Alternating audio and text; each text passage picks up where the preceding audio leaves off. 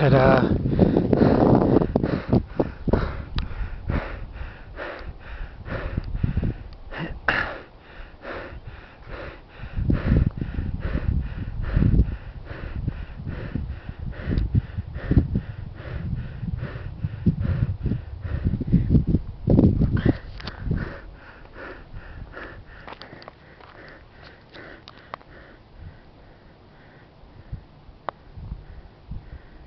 That's Evans.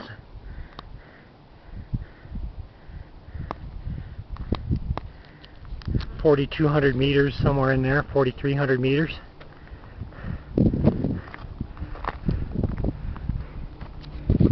And these antennas are what make everything dangerous up here. 50,000 watts, probably more once they get into high definition.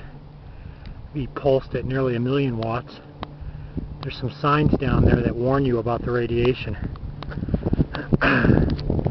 So best not to hang out up here too long. Anyway, there's the Denver melanoma with the constant drone of aircraft overhead from local airports and Denver International. Anyway,